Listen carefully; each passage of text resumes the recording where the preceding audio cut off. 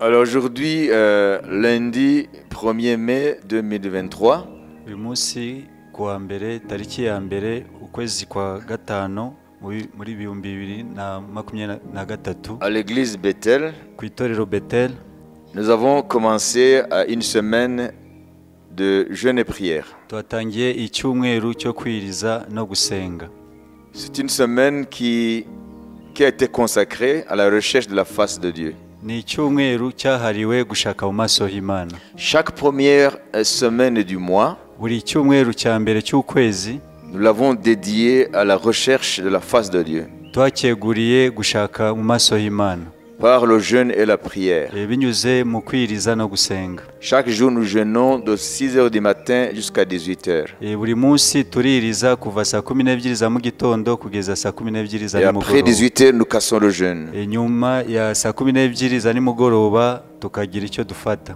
Mais nous continuons dans l'esprit de prière, ariko tugakomeza kuba mu mwuka wo gusenga. quoique après 12 heures de jeûne de prière, nous cassons le jeûne. Nubwo Nous arrêtons le jeûne. nubwo tuba duhagaritse kwiriza ariko dukomeza kuba mu mwuka wo gusenga.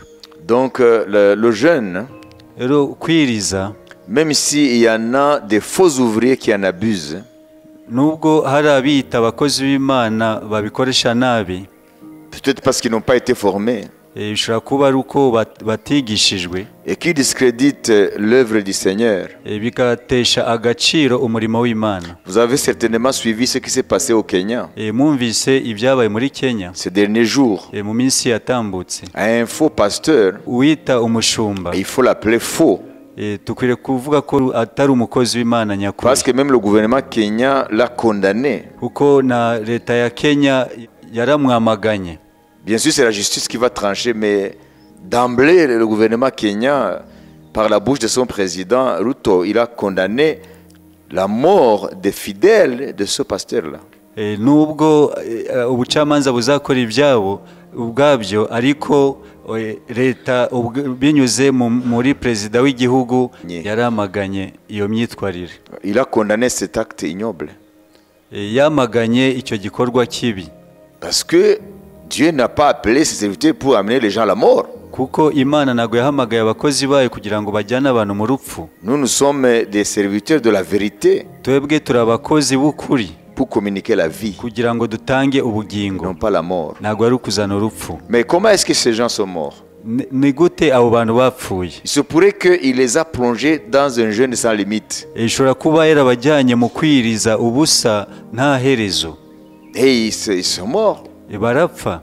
Est-ce que c'est Dieu qui dit ça? Ese ni Imana ivuga ibyo? Non. Oya.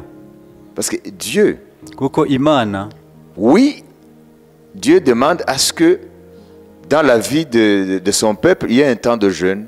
Imana ihamagarira ubwoko bwayo kugira ibihe mu buzima bwabo byo kwiriza. C'est une discipline spirituelle. Ni imyitozo yo mu buryo bwo mu mwuka. Le voyons dans l'Ancien Testament, mais aussi dans le Nouveau Testament. Tuyibona mu isezerano rya kera no mu isezerano risha. Mais ça doit suivre une règle précise. Ariko bikwiriye kugira amahame bikurikiza. Quand nous regardons bien la Bible, iyo dusomye neza Bibiliya, nous trouvons dusanga un jeûne journalier. Kwiriza umunsi umwe. Nous trouvons aussi un jeûne sans boire ni manger qui ne dépasse pas 3 jours. Aho tubona aho biriza iminsi 3 nta kurya no kunywa, ntago barenza iminsi 3. Il est formellement interdit par la Bible, même par la science, d'aller au-delà de 3 jours sans boire, sans manger. Birabujijwe ushingiye kuri Bibiliya na siyanse kurenza iminsi 3 utarya utanywa. Celui qui va enseigner ses fidèles, uzigisha abakristo be, jeûner au-delà de 3 jours sans boire, sans manger, kugira ngo biyirize barenze iminsi 3 batarya batanywa, c'est un criminel. Uwo ni umwicanyi. Regardez le livre d'Esther. Musome mu gitabo cya Esther. Mardoché et Estelle, Moridekayo na Esther, sachant le danger qui pesait sur son peuple, le peuple juif, bamaze kumenya akaga kagiye kuba ku bwoko bwabo, parce qu'il y avait un plan d'extermination du peuple juif. Kuko hari umugambi wo gutsemba ubwoko bw'abayuda. Au temps du roi Ahasuérus. mu gihe cy'umwami Asuwerusi. Esther, qui était juive mais qui avait caché sa nationalité, Esiteri yari umuyuda ariko yari yarahishe icyo ari cyo, elle est devenue reine. aba umwamikazi. Alors, Dieu a utilisé Esther pour sauver le peuple juif. Imana ikoresha Esiteri mu gukiza ubwoko bw'abayuda. Je passe les détails. cyane. Ça, tu peux lire le livre d'Esther. Ibyo wasoma mu gitabo cya Esiteri. Alors, Esther a dit, Esiteri aravuga, donc s'adresse à Mardochée, son oncle, abwira Moridekayi nyirarume, dit à tous les juifs ibwira abayuda bose de jeûner pendant 3 jours. biyirize iminsi 3. Et moi, avec mes servantes, njyewe n'abagaragu banjye nous allons le faire de même. natwe niko turi bubigenze. Et après ce jour, je vais me présenter devant le roi, contrairement à la loi qui exige à ce qu'il n'y ait personne qui trouve le roi avant 30 jours sans son autorisation. Nyuma y'iyo minsi 3 nziyereka umwami nubwo amategeko atabyemera kujya imbere y'umwami atatanze itegeko. Avant 30 jours. Mbere y'iminsi 30. Alors, là nous voyons qu'ils ont jeûné pendant 3 jours. Aho turabona ko biyirije iminsi 3. Sans boire, sans manger. Batarya batanywa. Tu ne peux pas trouver dans la Bible un cas pareil où les gens ont jeûné au-delà de 3 jours. Les gens qui sont ignorants, donc ils disent Jésus a jeûné 40 jours. Hein? Alors nous aussi allons jeûner 40 jours. Hari abantu kubera kutamenya bavuga ngo Yesu yirije iminsi 40 ngo nabo bakajya mu masengesho nk'ayo. Sans être formés, sans être éduqués, alors ils vont commencer le jeûne de 40 jours comme Jésus et ils meurent dans cette prière-là. Kubera kutigishwa, kubera kudategurwa bakajya muri ayo masengesho bikabatera ibibazo. Vous avez déjà entendu ça? Mwigeze kubyumva? Hein? C'est suivre bêtement des choses dont on ignore la teneur. No gukurikira nk'umupfapfa utazi ingaruka z'ibyo uri gukora. D'abord, nous ne sommes pas Jésus.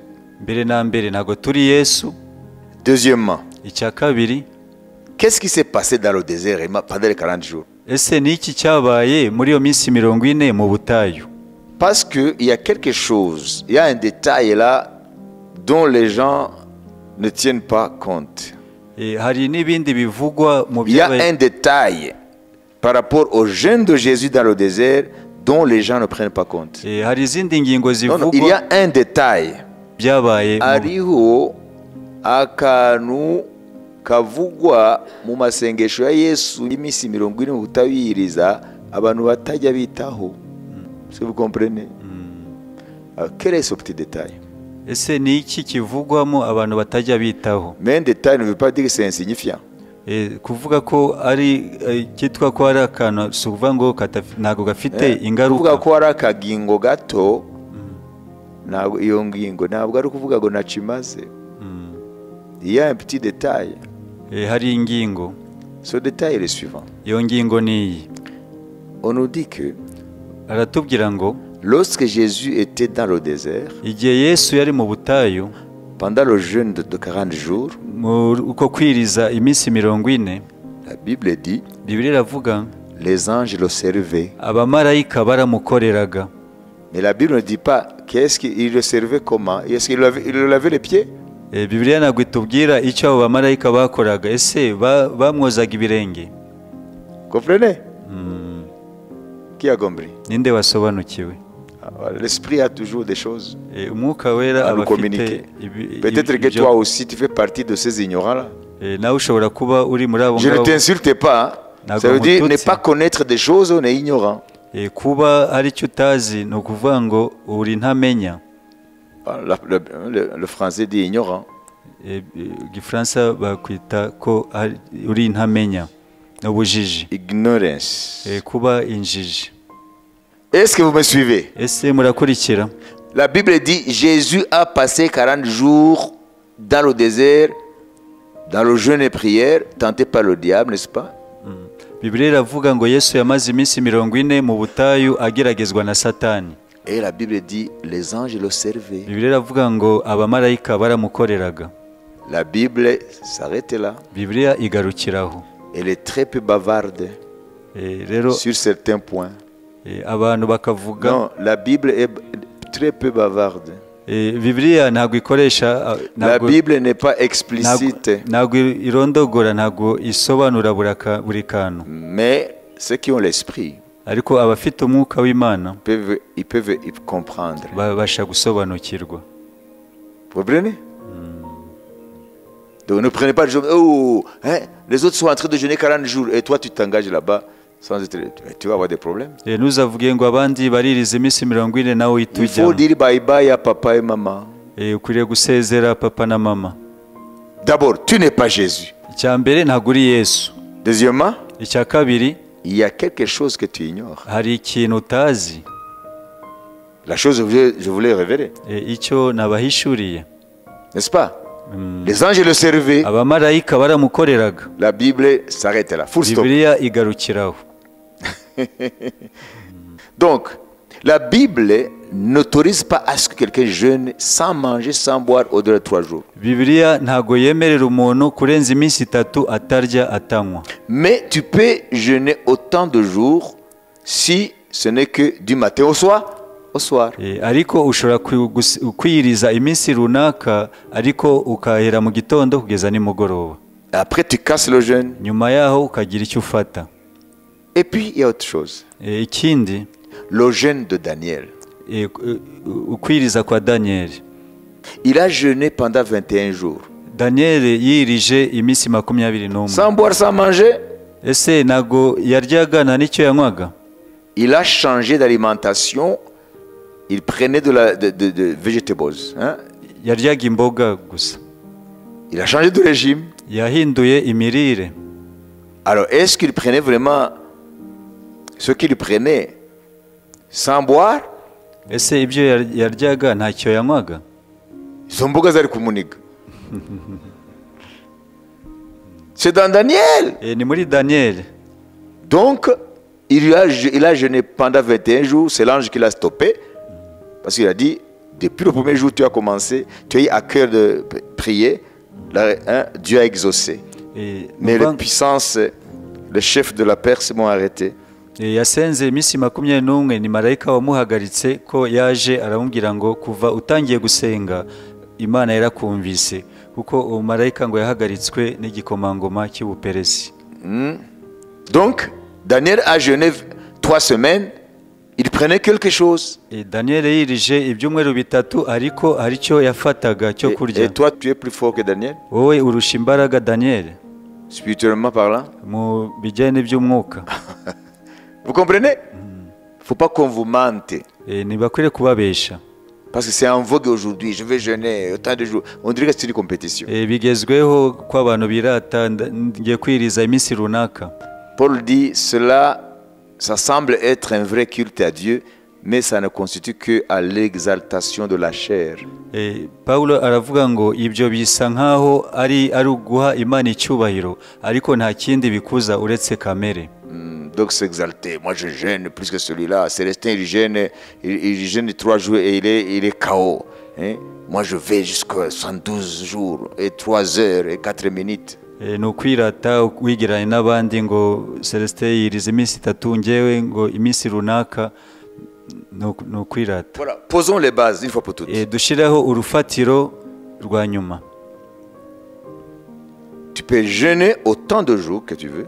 Ushobora kwiriza iminsi yose ushaka, mais sans dépasser 12 heures et après tu casses le jeûne.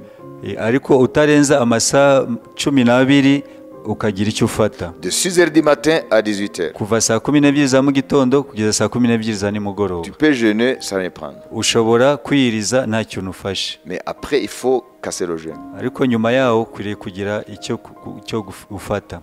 Vous comprenez? Si c'est une longue période. Niba ari igihe kirekire. Et puis si tu veux jeûner, ce que vous appelez ngo sec, ngo nasenze sec. Niba ushaka kwiriza, c'est pas celui qui a donné cette ordonnance. Nta kintu na kimwe ufata. Tu ne dois pas dépasser 3 jours. Ntukwiriye kurenza iminsi 3. C'est ce que la Bible dit. Niko Bibiliya ivuga. Et la science appuie cela. Na science ikabihamya. Donc, ce qui s'est passé au Kenya. Ibyabaye muri Kenya. Ou bien c'est de l'ignorance des gens. bishobora kuba ari ukutamenya, Mais je ne sais pas. sinzi, Ou c'est Satan qui réclamait des victimes. cyangwa ni satani ushaka ibitambo, Je ne sais pas. sinzi. Là, on avait répertorié plus de 89 morts. Ubu bamaze kugera ku bantu 89. Non, il y a quelques jours de cela. Hari iminsi itambutse Les abantu recherches continuaient. baracyashakisha, bamaze kumenya abantu 89 bapfuye, Des chrétiens, s'il vous plaît. abakristo. Comment est-ce que vous pouvez voir ce pasteur-là? Ese uwo mushumba muvuga wiki? Est-ce que vraiment c'est un pasteur de Dieu? Ese ni umushumba, ni umukozi w'Imana, Hein? C'est un meurtrier. ni umwicanyi? Hein? Dis-moi, vous qui m'écoutez, Mwebwe muri et kunkurikira ceux qui me suivront sur Internet, n'abazankurikira kuri internet, la Bible dit, Bibiliya iravuga ngo pour un jeûne sans rien prendre, sans boire ni manger, ce que vous appelez jeûne sec, il ne faut pas dépasser 3 jours. kwiriza utarya utanywa ntibigomba kurenza iminsi 3. Si tu veux aller au-delà de 3 jours, Niba ushaka kurenza iminsi 3, il faut que tu casses le jeûne après 12 heures. ukwiriye kugira icyo ufata nyuma y'amasaha 12. Autrement, tu ne sers pas Dieu, tu te trompes. Atari ibyo si Imana uba uri gukorera, ahubwo uba wishuka. Qui a compris? Ninde wasobanukiwe? Vous avez compris? Mwasobanukiwe? Différencier ce qu'on appelle le jeûne selon Dieu et l'ascétisme. Mukwiriye gutandukanya kwiriza no kwibabaza. C'est différent. Biratandukanye. Les bouddhistes font ce qu'on appelle de l'ascétisme. Ababudisite bo bakora icyo bita kwibabaza. C'est une doctrine bouddhiste. Niyo myizerere yabo. Ce n'est pas un jeûne ça. Ntabwo ari ukwiriza, C'est de l'ascétisme. ni ukwibabaza. Dieu ne dit pas que le jeûne c'est de l'ascétisme. Imana ntabwo ivuga ngo kwiriza no kwibabaza. Ça fait partie de son culte. Ni kimwe mu buryo bwo kuramya Imana. Vous comprenez? Il ne faut jamais aller au-delà de 3 jours. Ntukwiriye kurenza iminsi 3 Sans manger, sans boire. utarya utanywa. Mais si tu es conduit à jeûner longtemps, Ariko uyoboye kwiriza igihe kirekire, tu dois jeûner de 6 heures du matin à 18 heures. ukwiriye guhera saa 12 kugeza saa 12 za Et nimugoroba. tu casses le jeûne, tu prends quelque chose, ukagira icyo ufata, mais tu continues dans tes prières. ariko ugakomeza umwuka wo Tu gusenga. reprends le lendemain à 6 heures du matin le jeûne. Ukongera ejo mu gitondo kwiriza. Et puis vous allez me dire, mais Jésus c'est notre modèle, il a jeûné 40 jours. Maze murambwira ngo Yesu niwe cyitegererezo cyacu, yirize iminsi 40. Ah, il faut lire bien ta Bible. Ukwiriye gusoma neza Bibiliya yawe. Il y a un détail dont tu ne comprends pas le sens. Hari ingingo utasobanukiwe ubusobanuro La bwayo. Bible nous dit, Bibiliya iratubwira ngo durant cette période de jeûne de Jésus, muri icyo gihe cyo kwiriza kwa Yesu, les anges le servaient. abamarayika baramukoreraga. Vous avez compris? Nujya kwiriza urakurikira ibindi ugapfiramo. Ntibaze kumbaza. Vous avez compris? Muve mu bujiji. Turabigisha ibintu hano mukajya kuri internet mukajya kukurura ibyariya nuziri hariya Musanze n'ibya hehe. Icyo cyo kibaje abakristo b'iki gihe. Ntibagira umwigisha umwe, bafite bigisha 10,000 na bingahe. Paul agiye kuri Tike ngo nuko mwagira abigisha 10,000 ariko mufite so umwe wabyaje ubutumwa ni jewe Paul. Comprenez? Mwasobanukiwe? Alors ce message ne mourra jamais parce que ça va être sur internet. Ça va aider beaucoup de gens. Ubu butumwa ntago buzapfa kuko buzamara igihe kirekire kuri internet, buzafasha benshi. Cette base étant posée, urwo rufatiro rwashizweho, alors Bethel a une période de jeûne chaque première semaine du mois. Bethel ifite igihe runaka buri kwezi, buri cyumweru cya mbere cy'ukwezi. De lundi à vendredi. Kuva kwa mbere kugeza kwa gatanu. Nous jeûnons de 6 heures du matin à 18 heures. Tuririza kuva saa 12 za mu gitondo kugeza saa 12 za nimugoroba. Et à 18 heures nous cassons le jeûne. Saa 12 za nimugoroba tukagira icyo dufata. La prière en esprit continue. Ariko gusenga mu mwuka tugakomeza. Et nous reprenons le jeûne le lendemain à 6 heures du matin. Tugakomeza ejo mu gitondo saa 12. Pourquoi est-ce que nous ne dépensons pas 12 heures? Kubera iki tutarenza amasaha 12? C'est parce que c'est un jeûne qui dépasse 3 jours. Nuko ari amasengesho arenze iminsi 3. Parce que c'est 5 jours. Kuko ni iminsi 5.